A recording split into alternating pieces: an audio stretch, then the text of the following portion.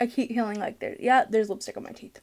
Moving on. We don't have time. You don't eat a whole bowl of cinnamon, and if you do, you have issues. Hi guys and dolls, and welcome back. Today I'm going to be sharing with you my favorites for the whole year of 2015. This is going to be a mega long video, so get a snack, settle in, snuggle up, and let's get started.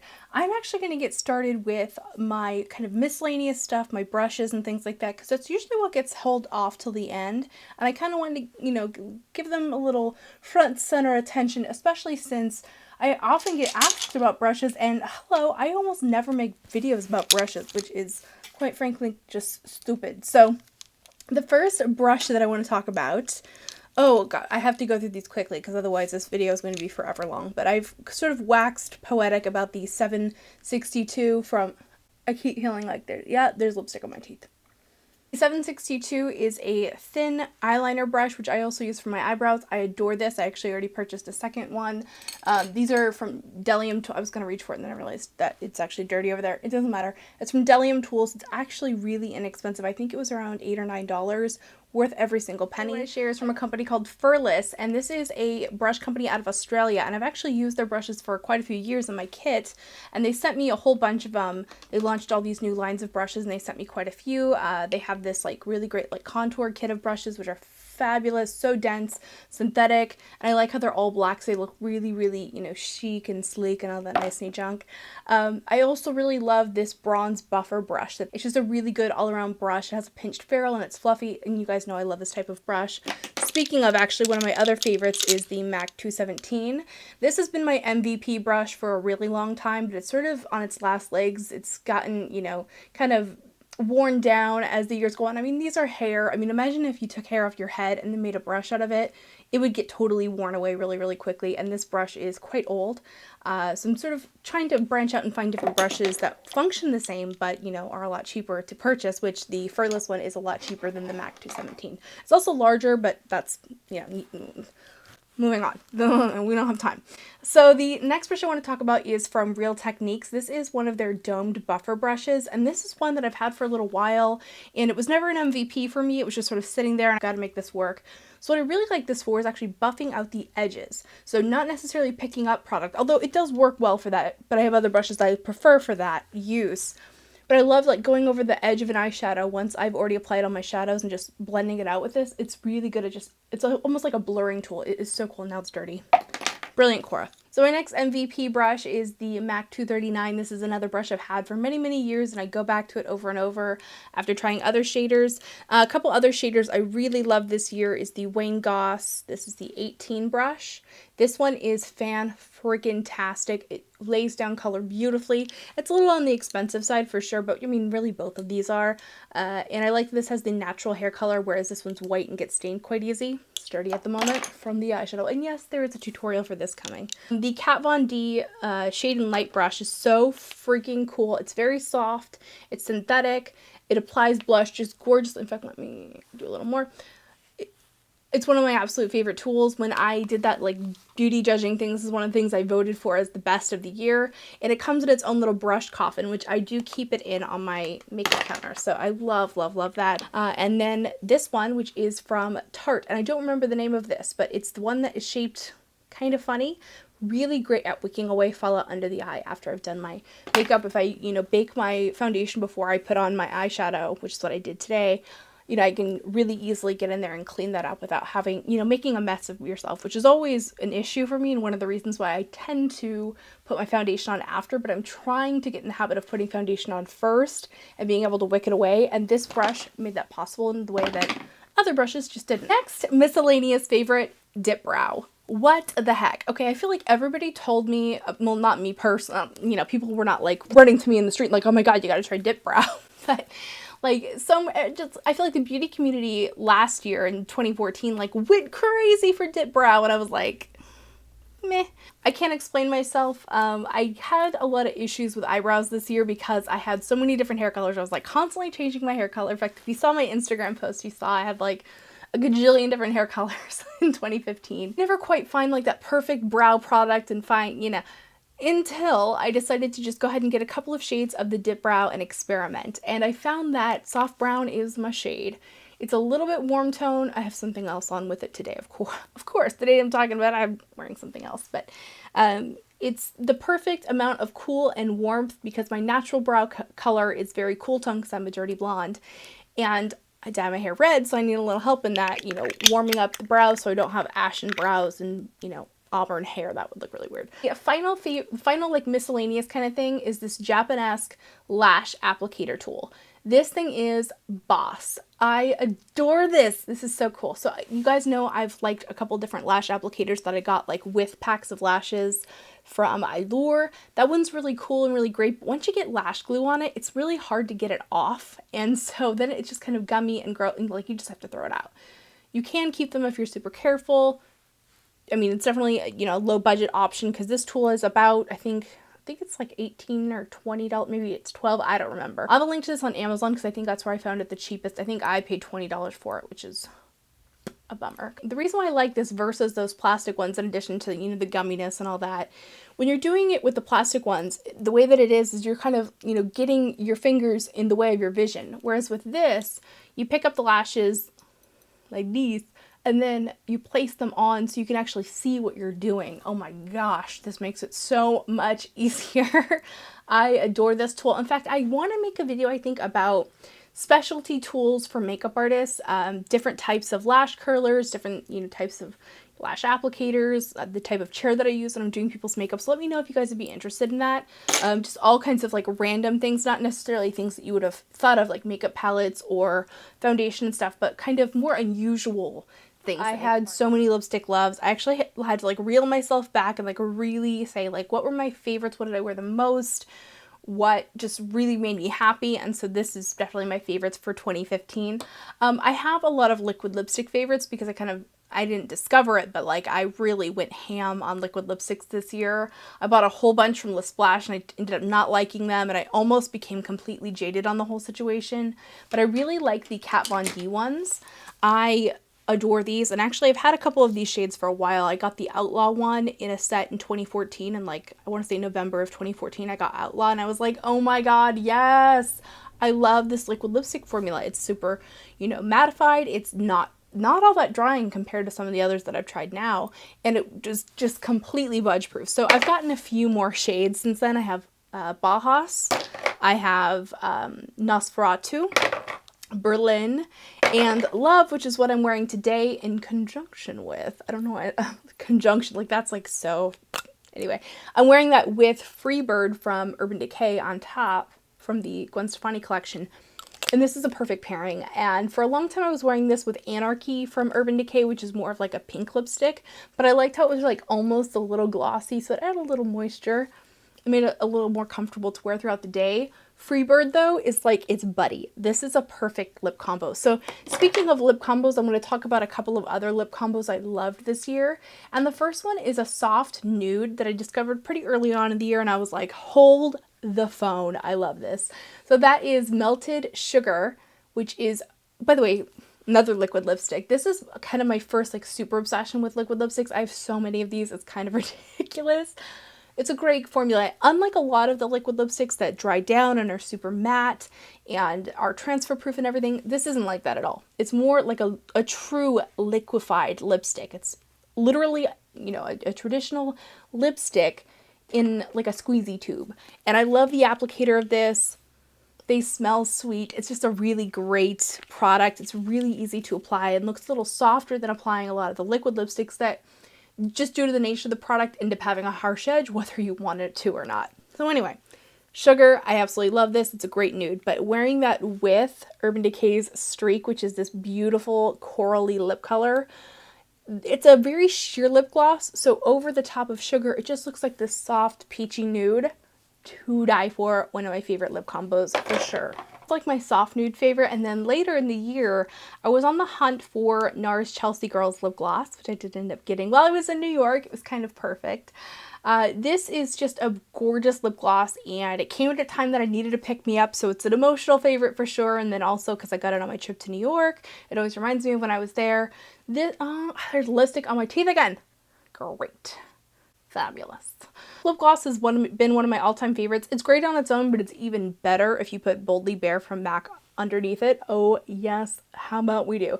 And I find with nude colors, I do tend to like combinations. So I also discovered the ColorPop Ultra Mattes this year, and I was really late to this party. And then once I joined the party, I was like, what have I been doing with my life? So the first color that I really love is Teeny Tiny, which was a beautiful, like that taupey, grayish kind of color that, again, you know, the industry's overrun with. This is the best version of it I've tried. A lot of them are a little too brown and they end up not working for my complexion. This one works amazing, but apparently it's also really similar to their color Chili. So you might, you know, one or the other will work for you. More Better is my other favorite. They came out with like this little set of minis, and More Better is an amazing berry shade. It's a very like, it's like magenta berry. It's amazing. I love the color and I love the name More Better. I mean, it's too good. By the way, I'm not just like chucking my stuff. Well, I am, but I have like a little bucket that I'm putting it all in. I'm not just like throwing things. More liquid lipstick, because you know. Jeffree Star. I mean, these are my favorite liquid lipsticks. If I'm being honest, out of all these, this is my favorite. I love the formula. I love that it's Jeffree Star, but I love the shape of the applicator. It has this like little curved tip to it, and it just hugs your lip as you're applying it. It's really easy to get that like fake lip injection look with it. I love it. I love it. I love it. So my favorite shades are Prom Night, Ho Ho Ho, and Doll Parts. Eye stuff. I'm going to get started with the palettes because I can breeze through those quickly, I hope. So I had so many eyeshadow palette faves this year that narrowing them down was nearly impossible, but I just said to myself, what did you really love? What did you use the most? Like when you went on vacation, what did you take with you? So the first one is the Too Faced Stardust Vegas Nape palette. I adore this. This has all the colors I like to wear. I did a really great look that was one of my favorites of the year. I'll go ahead and have a link to that tutorial for you guys as well. Love this. I could talk about it all day, but I'm not gonna because we'll have stuff to talk about. The next favorite is the Vice palette from Urban Decay. I love the colors in this palette. I did a couple of tutorials with this as well. Just beautiful shades, and the packaging on this is, in my opinion, the best of the year. I just love the way that it looks. I love everything about it, and I love Urban Decay too. The next favorite is the Kat Von D Mi Vida Loca palette. You guys knew this was going to be one of my favorites. I love that it's a rainbow of shades. I love the textures. I love how they blend. I love everything about this. I did a review for this. I can link that to you guys as well if you'd like to check that out. A little more in-depth information about it. It's just a great eyeshadow palette. My next favorite of the year was the NARS Narcissist palette. This is the one with the dual intensity eyeshadows. This is definitely a luxury product. I was spoiling myself when I purchased this, and it's just something that I absolutely have loved. I've got a look coming up using this palette because I haven't used it in a while because it's one of those things, like, it's so expensive, like, you don't really want to use it, but I think it's still available. And that's the other thing too, I thought this was limited edition, and I'm pretty sure I saw it at Sephora last time I was there, so yay! My next favorite in terms of eyeshadow palettes was the Too Faced Natural Matte palette. I love a palette of mattes. I get excited. So this one was really good for me. I also love warm shades, so it was completely perfect. I've used this like crazy. This is definitely one of my more used eyeshadow palettes because I pick it up and use it often, and when I went to New York and when I went to Las Vegas, I took this with me because I was like, I'm not going to be without this, okay? Like, I gotta have it. The next eyeshadow favorite, it's not necessarily a palette, but the Makeup Forever Artist Shadows blew, and just in terms of like pigmentation and quality, blew everything else out of the water. And like, I love this other stuff, but like, damn, this is good. So I adore these. At some point, I stopped buying them, and I don't know why. So I need to pick back up with that again and start, you know, collecting them again, because I think it's because I kind of filled up this palette, and it was like, oh, it's so cute. But I need to start collecting them again because they're so freaking fantastic. I also have both of the artist palettes that came out in 2015, and I adore those completely.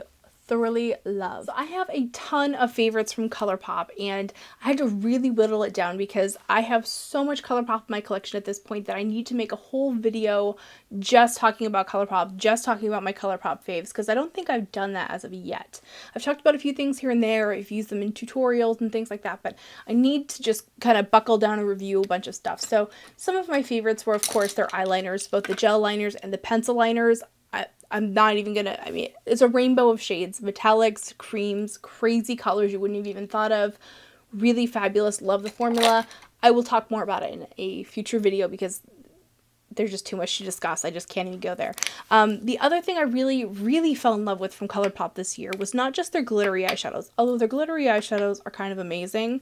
I feel like they're kind of like, they're like a spice in a recipe. Like, you know, like they add a little flavor, but you don't want to use them in the whole, you know, you don't eat a whole bowl of cinnamon. And if you do, you have issues. You know, I do like their shimmery colors. Some of my favorites are Dance Party, which is this beautiful shimmery purple, which I may be wearing on my lid today. I don't know, you have to check the tutorial.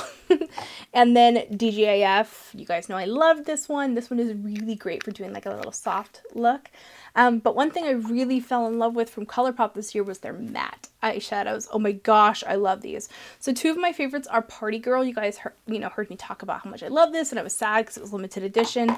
So then a couple of people suggested that I get Coppafiel, and I was like, oh my god, yes! So this is my new favorite eyeshadow to use as a base all over my lid. Before I apply, you know, any eyeshadow on top of it, it just makes everything blend so smooth and perfect. It's amazing. So my next favorite of the year is the ink liner from Makeup Forever. This was really exciting for me. Now, I'm always on the hunt for like the blackest black liner, but I also want it to be waterproof. I'm gonna be honest with you, this is not waterproof, which is a huge bummer, but it is so freaking black. It is so black. And lately I have been applying it with a brush, and I'm like, oh my god, I feel like I've been missing out on something. I tend to go for the easy button. So I like things like my Kat Von D tattoo liner, where it's, you know, it's got a brush tip, but it's a liner pen and it's super easy. But I have this sort of realization that easy is not always best. So I use this with, you know, either by itself for like a simple line, or if I want that really sharp line, I'll use a brush and sort of, you know, dab it onto, I did it in my most recent tutorial, so I can just link that,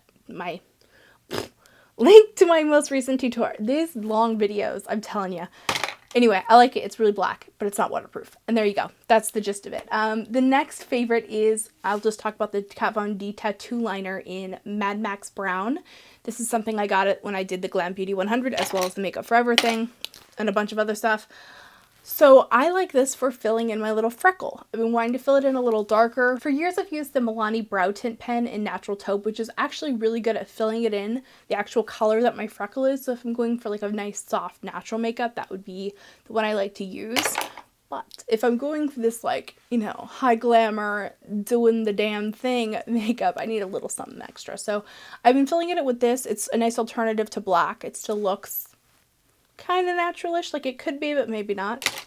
My final eyeliner favorite is from Kat Von D, and this is something I picked up towards the end of the year, but I've been wanting it forever. I mean, I would go into Sephora and swatch these and want to buy it, and then I'm like, no, don't do it. And then finally I just said, you know what, I want it, I'm getting it. So this is Fife. It's a beautiful, beautiful shimmery green. It's got like glitter in it, and it has a brush applicator, but it's very thick.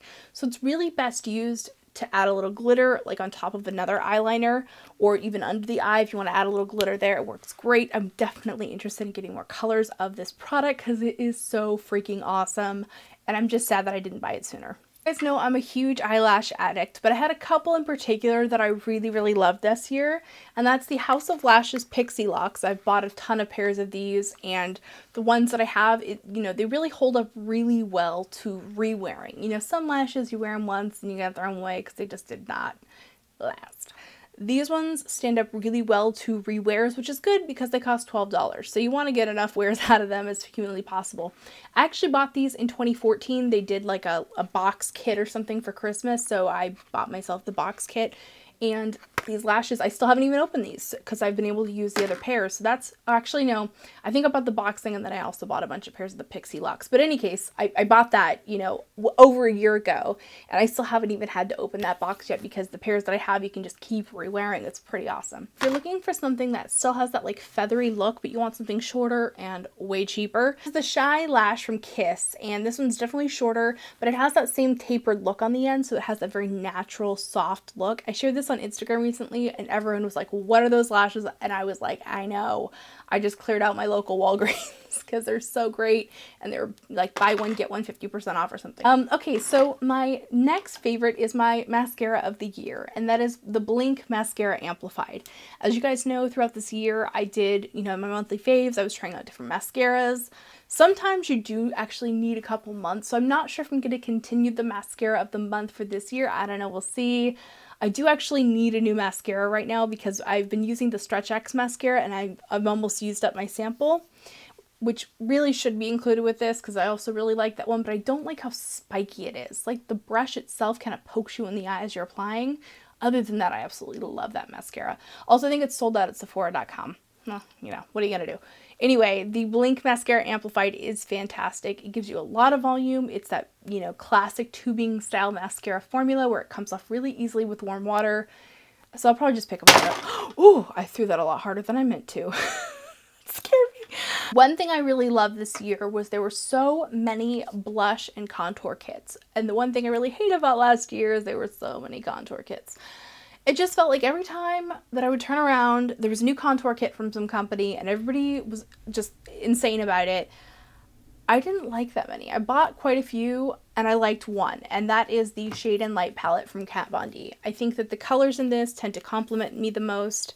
I can wear this shade when I want just straight up contour.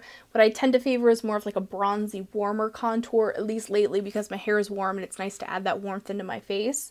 It has the lighter colors, which I don't use all the time for highlight, but one thing you can do is, you know, none of the colors in this are very like gray tone, which can be very helpful for doing contour. What you can do is mix them. So when you mix this lighter color with the darker color, it's going to give it an ashen tone, especially these two here. Not so much this one. This one's warm, so it gives it warmth. Although that one can also be helpful as a blush for pale skin. This one, I don't get a lot of use out of, but honestly, compared to all the other contour palettes that I tried where none of them worked, I'll stick with just one not working for me.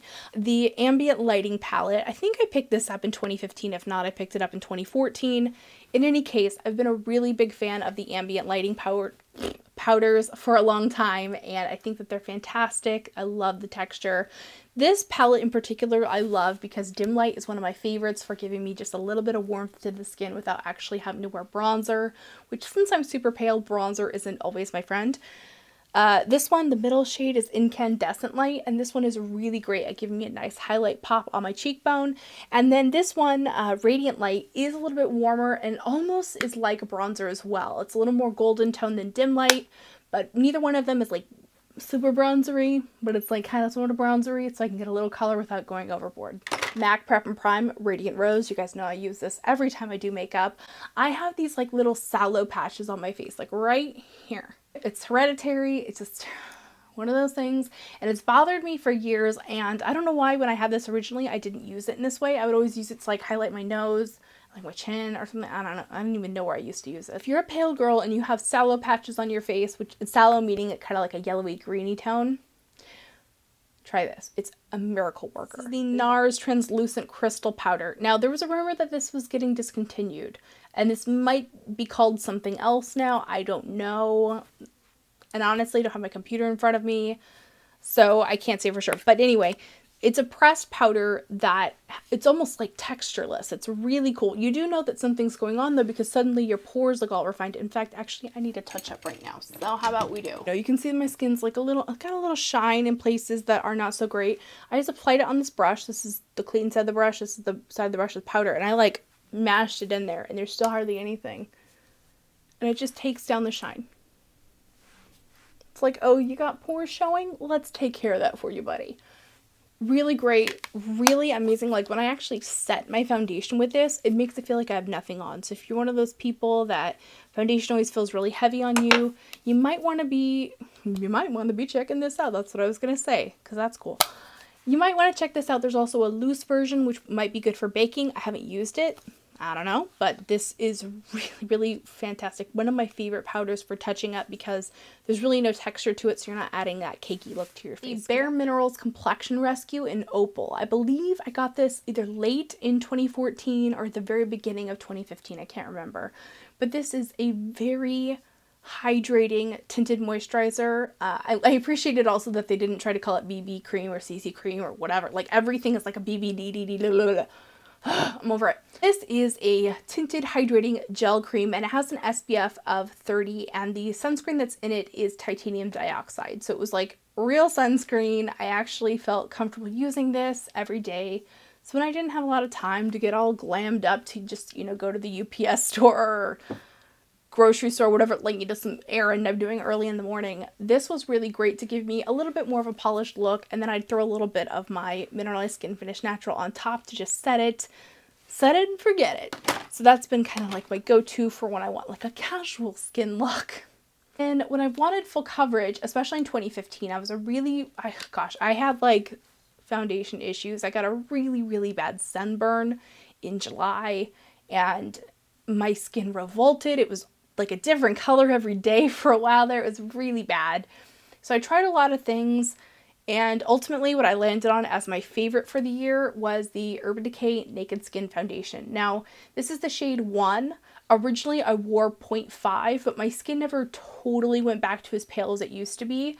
And I still think that 0.5 is probably a little light for me when I was using it. So this shade matches me perfectly. It's one of my all-time favorite foundations actually. So it's kind of cool to like revisit it again and fall back in love with it. I really love this, especially applied with a beauty blender, which is another one of my favorites for the year. I rediscovered the beauty blender, or the Real Techniques one. I think, yeah, mine is around here somewhere. I used it today. It's dirty. Either one of these work fabulously. I actually did a video comparing these two, so if you haven't seen that video, I will go ahead and link that in the description bar down below, because it's interesting to see, you know, there are some differences in terms of texture, but more or less they work the same. So in addition to the Naked Skin Foundation, I also love the Naked Skin Concealer from Urban Decay. This stuff is awesome. There's so few concealers that I feel like you can really use all over the face. There's some that are better for under eye, there's some that are better for zits.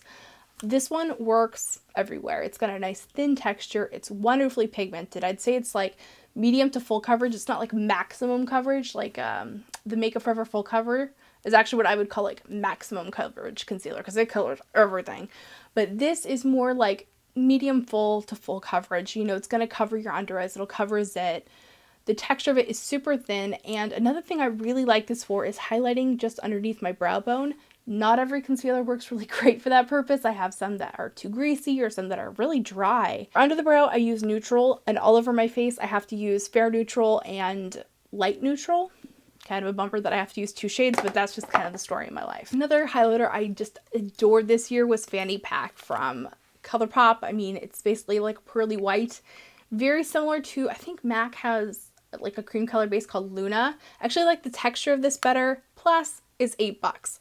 I mean, you really can't go wrong with that. I love the color. I love the texture of it. It's super soft. It doesn't feel, yeah, obviously it's not a powder. It's sort of like this weird spongy, I don't know if I mentioned that, but like the ColorPop eyeshadows are like a weird spongy texture. So this was really cool. I think it's almost like a highlighter for vampires because it's so pale, but it definitely gives you that great highlight pop. And then the other product that I tried in the complexion arena that I was hesitant about and tried and ended up loving is the Color Me foundation application device. I did a whole video about this, so if you guys want to see that, I will link it in the description bar down below because it's kind of a lot to cover here. All I will say is it's a vibrating foundation application tool. It's really weird. It's something I thought was gimmicky. Look up reviews. Everybody loves this. It's awesome. Okay, so another blush thing I absolutely loved this year, and I can't remember if I got these this year or last year, but in any case, I adore them, and that is the Milani Romantic, what are they called? They were just called blush powder blush. I don't know. I just called them the rose blushes. So this is Romantic Rose, and it's got this cute like rose embossing on it.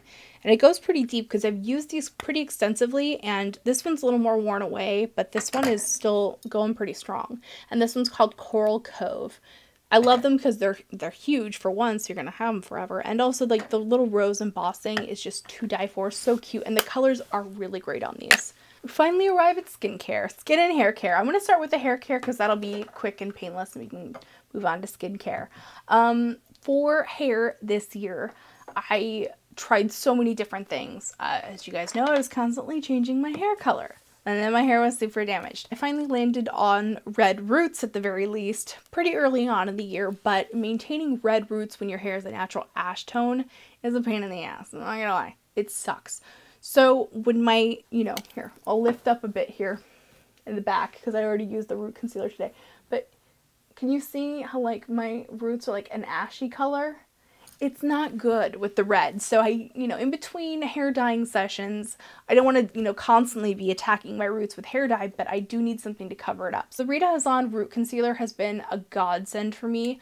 I try not to use it too much because it's pretty expensive. I think it's $25 a bottle, and like this is a tiny, tiny little bottle of this stuff.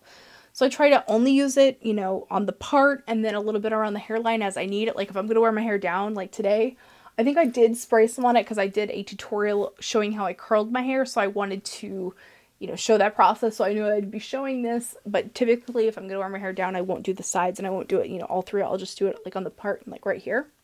Anyway, this is a great color. It completely matches the color I dye my hair. It's a really great product. Love it. The other thing I've been using to sort of zhuzh up my color so I don't have to dye it all the time is this Evo Fabuloso. I've talked about this extensively. I love these.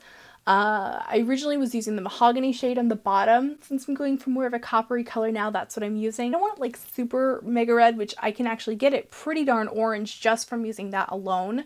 But what I do is I use it like once a week, and I even mix it with a little conditioner to make it a little bit of a softer color, and it just, boom, brightens up my hair, which is at this point kind of like a blondie copper. So this kind of brings out those orange tones and gives me a little vibrancy and a little warmth. It also makes my hair feel really good, which is a great little added bonus. In terms of moisturizers this year for my face, I love the CeraVe AM. This is like multi-year winner lover, love this, and I use the PM at night. It's just a great moisturizer. It helps to hydrate the face. It's got sunscreen in it, the AM version, not the PM. It's got good for you stuff and it's cheap. I get this at the drugstore for like 14 bucks. Can't beat it. Next skin favorite is this mask from Boscia. This is the pore minimizing mask. I also really like the, I think it's called the Saki one that comes in the pink package. They both actually work about as well as one another. This is a really cool mask. It's a hydrogel mask. So there's a lot of these, like sheet masks now. A lot of them are actually made out of like microfiber or rayon or something. It's made out of like a fabric. Those are okay. And I have a couple of them I really like the egg cream one from Too Cool for School was fabulous. I loved that. But overall, I typically tend to prefer the hydrogel masks. These just feel so hydrating. They just make my skin nice and plump. Traveling, I would take these with me and they just really pep up the skin. So after like a long flight and you just feel like they're great to just make you look a little more fresh and rejuvenated. It feels good and it's a nice pampering thing to do for yourself. My next favorite of the year is a in-shower body lotion. So I made a video talking about this. I think it was one of my monthly favorites about the Nivea in-shower body lotion. I was using a different one and I had mentioned that I almost bought the Jergens one and that I didn't, and then you guys said they were different, so I went ahead and bought the Jergens one. Didn't like it. There's the end of that story. I just didn't like the way it felt on my skin. So the Nivea one, me and Mikey both kind of fell in love with this, and surprise, surprise, I actually got my dad to use this. My dad really, really hates the feeling of lotion. He has extremely dry skin, and so we actually turned him onto this as well, and he loves it. So that was a total victory. Like, yes, I got my dad hydrating his skin. A couple more products left. If you've made this far, you are Team Pufferfish, hashtag. Thank you guys so much for watching this deep into a very long video. Something else I've been using in the wintertime is the L'Occitane shower oil. It has like all kinds of French stuff written on it that I don't know how to say, but it's a really it's like an alternative to shower gel, which it has a lot of surfactants in it and actually it can be kind of drying on the skin. Whereas I'm sure this has some stuff like that in it, but it's based on grapeseed oil. So it's nice and hydrating on the skin. It does clean your skin. It has a beautiful almond smell that smells really, really fantastic. And, I've had this for several months. You don't use tons of it because it does actually suds up a little bit. So it does last a while. I would like to find an inexpensive alternative to this, though, because I can't imagine this is the only shower oil on the market. So if you guys know of a good one, please recommend it in the comment section down below, because I am on the hunt, because this is still pretty expensive for what it is. Although L'Occitane does this thing where they'll actually do a refill for you, which is pretty cool. So one or the other, I'm either going to find an alternative or I'm going to do the refill route when I need more. The final thing, wipes, of course. So I tried a couple of different wipes, like trying to find something to replace my MAC wipes, and I found a couple. This one I got when I did that Beauty 100 thing. This is the Neutrogena Naturals. This one almost has like a papery feel to it, and it's really, really good for cleaning up like lip swatches as I'm doing them. And it's also really good at giving you like a nice clean canvas.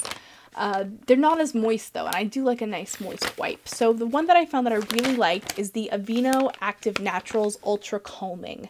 This one in particular has been my favorite. This is my new favorite wipe. I like, once I get like kind of halfway through one, I run out and buy another one because I don't want to be without it. It's really cheap. I get them at Target. Great stuff. So that is it for my mega favorites for 2015. Thank you guys so much for hanging out with me while I shared this very long video and talked about so much stuff. I know I had a lot of things. I had a lot of makeup favorites this last year. I had an opportunity to try more products than normal, and so much good stuff. I really tried to reel it in as much as I could, believe it or not, with as long as this video is.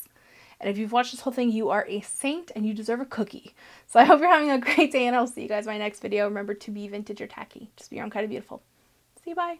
Subscribe.